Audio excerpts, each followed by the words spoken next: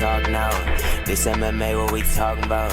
Yeah, you tuned into the pod now. Gonna be hard for you to stop now. Yeah, we caged in. Yeah, we caged in. Yeah, we caged in. Welcome back to another episode of Caged In. I'm your host, Chris DiCarlo. Today, we got a very special guest making his return to the show. It's my guy, Skeletor, Joe Giannetti. How we doing today, my man? I'm doing good. About to hit the second session of the day. Just giving you some time. How you been? I'm been good, man. I've been good. I know you've had some big things happen in life recently, man. So congratulations are in order. Congrats on the wedding at the end of 2024, man. How is everything for you guys?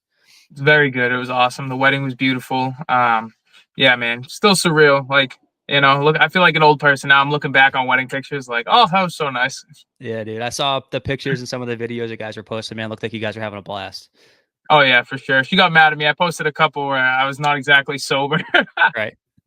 That's understandable, though. Oh. Yeah, man. And let's get to some fight news, man. It was a busy end of the year for you. Now you're getting ready for a busy 2025. I want to look back on Karate Combat 50 before we jump ahead to LFA204 and talk about the one you got coming up, man. So Karate Combat 50, you absolutely dismantle Brandon Jenkins in 49 seconds of round number 1. You hit that beautiful question mark kick that's been all over the internet ever since. Hit him with that follow-up uppercut, ground and pound to get him out of there. How did it feel to have such an epic performance on such a big stage like Karate Combat 50? It was awesome, man. Like I've said to a couple people already, like Karate Combat's kind of always just been a bucket list thought of mine. I never knew if I'd ever be involved with them or if I'd ever enter the pit, and it ended up happening. So the whole experience was surreal and just really cool to check off the bucket list. And then obviously the performance and the fight went great. Everybody at Karate Combat is awesome. They were very welcoming. Me being the out of town guy, which doesn't happen too often. They were all super welcoming, and the venue was great. The pit was awesome, and it still every couple of weeks I still see that kick get reposted. So it's pretty cool. Yeah, man, it keeps floating around everywhere. It's like whenever you think like the timeline of like social media is over for that post, man, it just keeps coming right back, and I keep seeing it every time. How was your experience with Karate Combat as a promotion? Did anything feel different for you there, like as far as like the pre-fight or the post-fight process, or is it kind of status quo for you as usual? It was really cool, man. It was for not being, MMA, it was pretty close to like a UFC experience. You show up to whatever airport you had to fly out to, whatever state, and they have a driver waiting for you. They bring you to the hotel, they check you in, they give you your rundown of what you're gonna be doing for the week. They give you some money for food for fight week. And, luckily for us, the venue was like right across the street, but they were like, if it was further, they would have driven us there. So it was really cool. They had it scheduled in for each corner to go in and feel out the pit, which honestly I was most nervous about. Was I didn't know if that was going to be like hey, can I feel this out, or do I just get in there and get after it? But it's a part of their fight week schedule. They give you that time, they have it down. They know what it's like. The president of Karate Combat, he's fought before. He knows what it's like being a fighter. He knows guys like feeling out the venue and stuff like that. So it was really cool just having them already have everything planned. I didn't have to really think. I just had to focus on cutting weight, making weight, and fighting. There you go, man. That's awesome. You can't really ask for too much else from a promotion, man. So as long as you got, all the necessities and the things you need, man, I guess that's all you can ask for. I was going to ask you about the experience in the pit, because obviously it's a super unique setup they got there with the angled walls and everything. And I'm sure the feeling of the mats is different than what you're used to as well. You mentioned that they gave you a little bit of time beforehand. How much time did you get to kind of feel out the pit? Were you confident with the amount of time they gave you and comfortable going in for your fight? And, obviously you weren't in there for very long as far as fight time, but how did it feel to compete in that pit? They gave us like an hour or so, so they had the blue corner and red corner all go together. They gave us about an hour to feel it out, did some fighter meetings, rules meetings. But it was really cool, and for us, we tried to treat it like another MMA fight, especially because no matter how comfortable we got within that hour, or even feeling it out on fight day, I was going to be the inexperienced guy had that fight gone to the pit wall. So really the goal was like, if I get backed up to the wall, have some fun, get off of it. We practiced a lot of like really cool ways to utilize that pit wall. And I was excited to do that. But at the same time, knowing that I would be the less experienced guy to try and keep it in the center. And we were lucky enough to do that. The pit was really cool. It felt like feel like a video game, walking in there. The biggest thing I was worried about was like when they called us to enter the pit, I was like, please don't fall. Please don't fall. Please don't fall. That's funny, man. After you get that big win, you make a pretty big call out on the mic. You called for Anthony Pettis. What prompted that? Was that a predetermined name that you had in your head going in, or was that just kind of off the cuff? That was just in the moment, you know what I mean? Like I had told Dean Thomas when he was doing the post-fight interview, I never really show up to be the middle of the road guy, the guy that wins one, loses one. I'm doing something, I'm going all in, And so if karate combat's something that I'm going to continue to do, I want to do it big, and who better than Anthony Pettis, especially knowing that he can still, pull off all these Showtime type moves in the pit.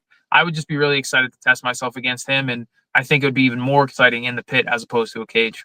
Oh, for sure, man. Would definitely be such an entertaining fight. I know that he's now part of the GFL. Not sure what their cross promotion schedule is like. So maybe if you go back to the pit, that might not be the matchup. Is there anybody else that you had in mind that you would like to go in there and kind of have some fun against or test your skills against inside the pit? The champ, honestly, like I said, I want to be the best at whatever I'm doing. I don't want to just do it to do it, as much as I thought that would kind of be the case. I was like, oh, if I ever got to do karate combat, that would be cool. But now that I have, if I were to do it again and keep doing it, it's to be number one, to be that guy. So, they got a stacked division, but I just took out number 7 on kind of, I don't want to say short notice, but like shorter than a full fight camp. So, full fight camp, I think I could take anybody out in the top 3.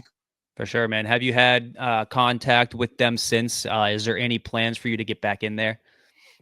Yeah, they hit me up probably a week or 2 afterwards, and we were working on a couple of different fight cards that we were talking about, but it didn't really work out as far as like, I didn't want to give up on what I'm chasing in MMA.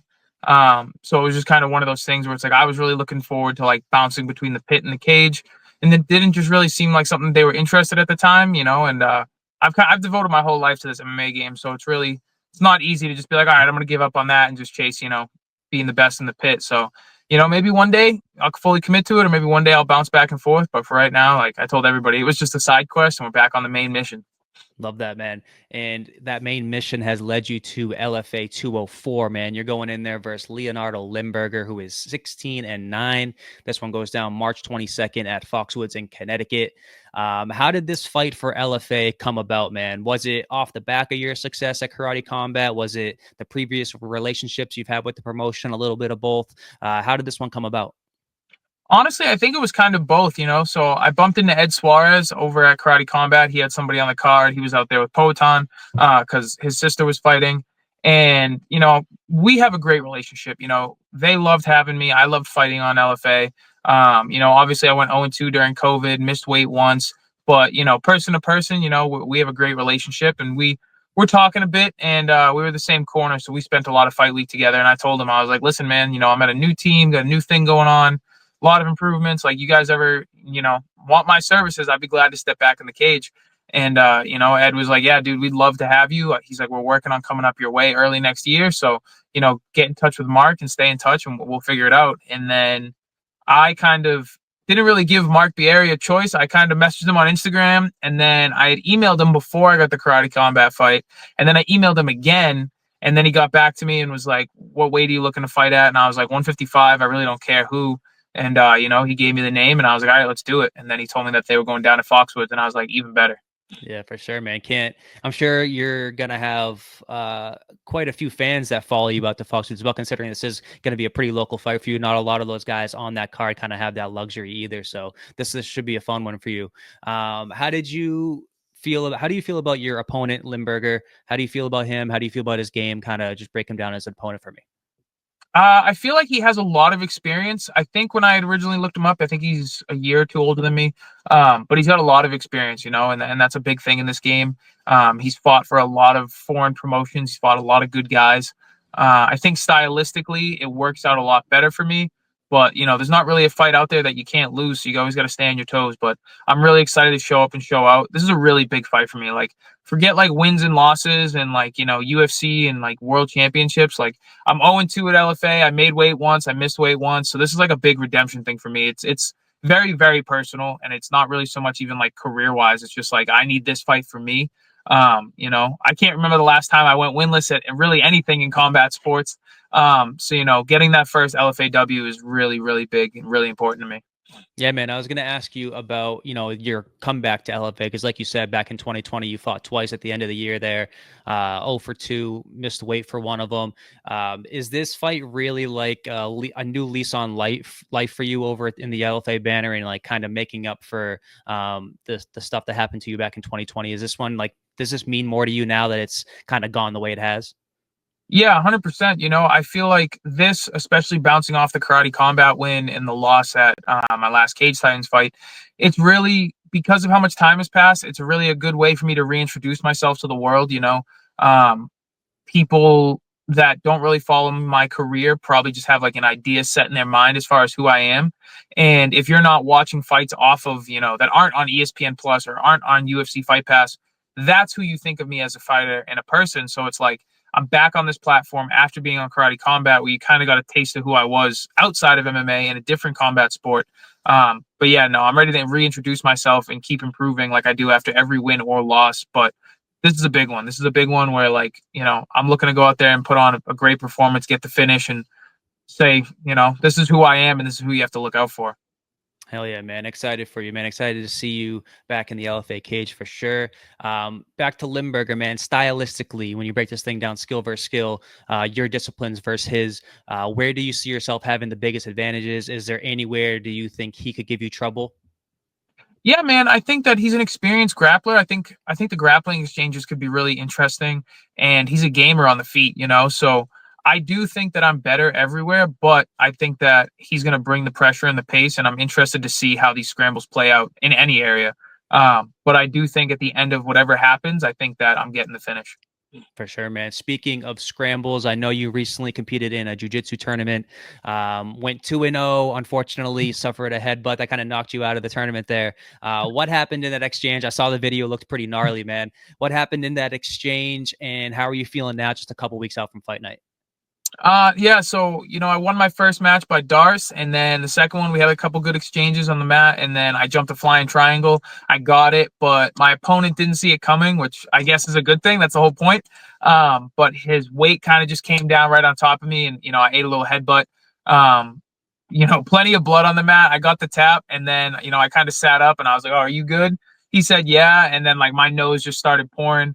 So we went over to the medic table and she gave me some gauze and some ice. I had some swelling on the eye because it was like right in the eyeball. But after a couple minutes, the swelling started going down, the blood stopped, and she was like, "You probably shouldn't do your last match." And honestly, if I wasn't fighting at LFA, I probably would have done it anyways. But I said, I was like, I'm supposed to be fighting in 3 weeks. I got to play it smart. I got to be healthy. So I told the kid that I ended up getting first. I was like, "Hey man, I was really looking forward to our match. Maybe next time." He understood it. It's the name of the game. It sucked, man. I got like a Naga curse. I've never won at expert at Naga. There's just like I've lost like 0-0 in gi at advantage. I've lost like on points, and now I'm like I went undefeated for the day and still didn't get first. So it was a bummer. My competitive drive. I still wanted to be like I'll do it. But I couldn't. I had to be smart. Had to protect the nose. But I went the next day and got an X-ray anyways, just to make sure. No fractures found. So we're all good there. Little bruising, little raccoon eyes for a few days, but we're all healthy and right back into fight camp. Hell yeah, man. Nothing, a couple more weeks till fight night can't heal, that's for sure. And maybe, getting back to Naga will be another one of your side quests coming up after fight night. Definitely. I need to get some more gold. That's right. Back to LFA. One last question, man. What can the fans at Foxwoods in Connecticut and the many that are going to be tuned in on UFC Fight Pass expect from Skeletor once those cage doors lock on March 22nd? You can expect something you've never seen before, but the best version of me ever. That's what I'm training for. Like I said, I'm looking to reintroduce myself to the world. If you think you know who I am as a fighter, you don't. And if you don't know who I am as a fighter, you're going to find out. Awesome, man. And I know you've been teasing this big announcement on social media for a while. I know you haven't officially announced it yet or anything, but can you kind of give us a little teaser on what you got coming up, man? What's in the plans for Skeletor? I don't know if I can give a teaser without giving it away. I'll say this, like I said in my original post, I'm not in the UFC yet. I'm still fighting for LFA. That's what, at first I posted on my story, I had a big announcement. Everybody's like, UFC. I'm like, dude, I'm coming off an MMA loss. I'm not in the UFC. As much as I wish I could be like, fuck yeah, I am, I'm not. But it's a really cool announcement, something I've been working on for a while. Some great partnership, and I'm looking forward to announcing it. Cool, man. I'll be looking forward to it as well. I'll be tuned in on social media, like I'm sure everybody else will. Joe, thanks for coming back on and talking to me, man. It's always a pleasure chopping it up. Best of luck at LFA. Before I let you go, where can the people come find you, and anybody you want to shout out, anybody you want to thank before I let you go? Yeah, man. You can find me on any social media platform. I keep it super simple. It's Giannetti MMA, 2 N's, 2 T's, MMA. Super Italian, I know, but people misspell it all the time. You can find me on literally any social media platform, unless there's a new one I haven't found yet. But I just want to say thank you to everybody. I know plenty of people have already bought tickets to my fight at Foxwoods. If you still need tickets, you can get them at the link in my Instagram bio. I don't have any on hand, no physical, but I do appreciate everybody that bought a ticket already, everybody that's wished me good luck. 2 Fight Bros always sponsor me. They're the best. Anybody that's supporting me. I know it's been a while since I've been in the cage, but it's going to be worth it. Hell yeah, man. We're looking forward to seeing you get back in there. And it's going to be nice to have everybody able to tune in on UFC Fight Pass at this point. You know what I mean? That's very accessible to a lot of people. And it's better. I mean, it's more accessible than you fighting on the regional scene, too. It's tough for people to kind of tune in online unless they want to pay for the pay-per-view and whatnot. So it's going to be cool seeing you on the big stage on Fight Pass. Yeah, for sure. I'm excited. Like I said, it's been a while since I've been on that stage. And, after getting a little taste back into the world with karate combat, it's going to be a good night.